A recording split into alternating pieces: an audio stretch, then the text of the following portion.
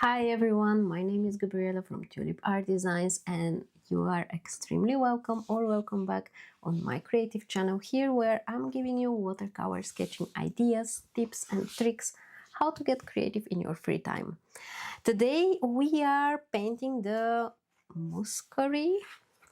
Now, if I'm not pronouncing it right, let me show you. It's this one here, and these are from our previous days. So let's just dive in.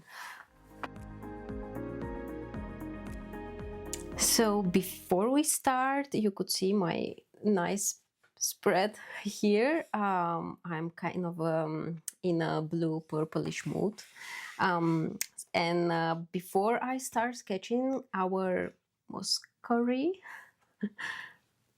I know sometimes I'm not pronouncing words properly, so if I am wrong again, apologize. I will grab some clean water. Okay, then all the supplies, you have a list below where I'm recommending what you can get in case you are just starting up. The first step I want to do, let me zoom in, is to ink my sketch. I already have the pencil sketch, and if you need this to help you out start easily, you can check it out on my Patreon. So I usually start with these kind of ovals, and I am making them in different directions,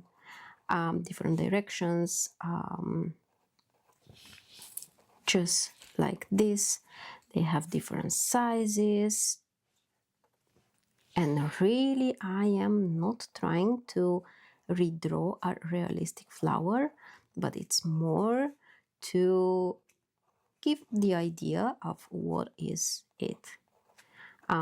So simplifying the flowers is something I do at first, like analyzing it and thinking how I can make it simple for you to do. Then I can go a second time with a few lines to bring in some deepness. And then here as well, so there are bigger ones here on the top, on the bottom of the flower, and on the top there are some smaller ones. Okay, something like this. I have some stamps. I really like the sketchy style, so I am going back and forth with my pen. It's a water resistant pen, so this means that it will not bleed when we add watercolor on top of it. We have long and tiny leaves.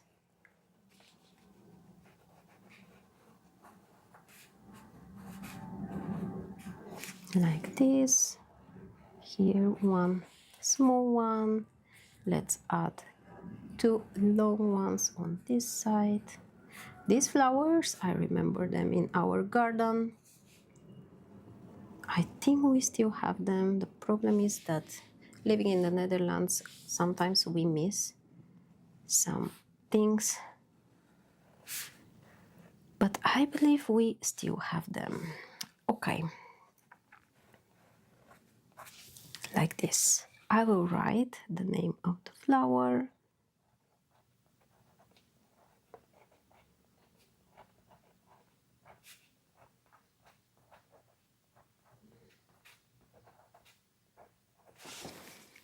All right. That's gonna be my sketch. I will erase the pencil lines. Of course, you can always start directly with the pen.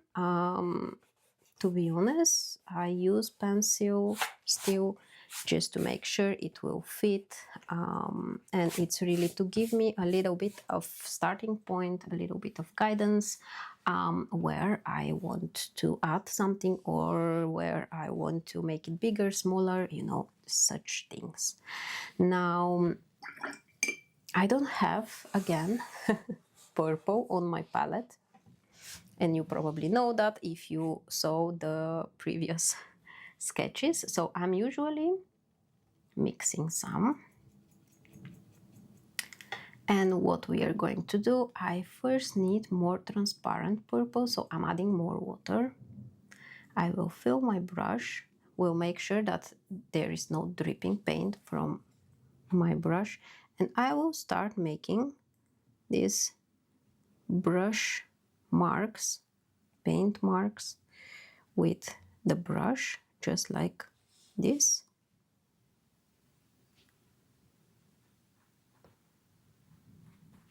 There is white left in between, that's okay.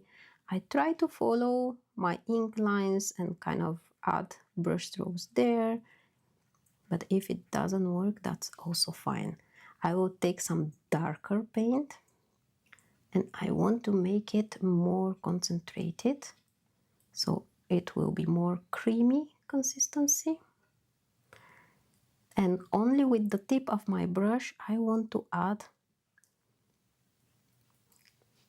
a little bit to create some contrast. And because the first layer is still dry, this will bleed. I'm totally fine with this. If it doesn't bleed, this means that the first layer is already dry, and that's also fine. Okay, I will take a little bit of green. I'm usually mixing my golden green and my hooker's green to create a nice and rich green, but the sap green, olive green, whatever green you like. And I am going in. I'm using just the tip of my brush to make some nice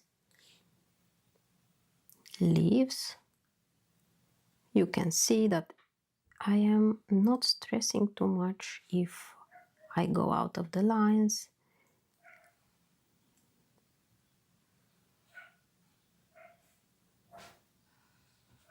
Like this. I will take darker green, not too much, and I will add it a little bit here on the bottom of each of these leaves. Also the stems.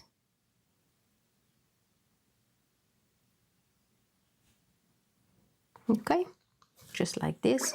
I will make some splatters using that purple I have here.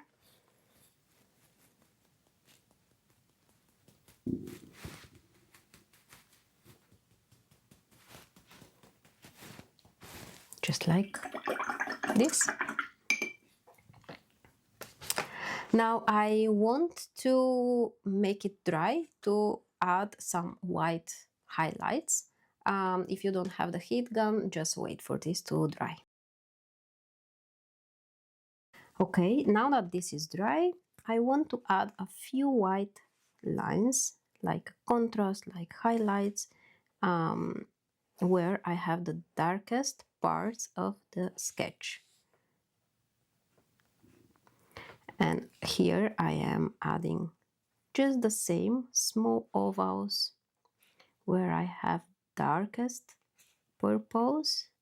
So I am just creating nice contrast, and this really makes our illustration more deep and not so flat. And that's everything.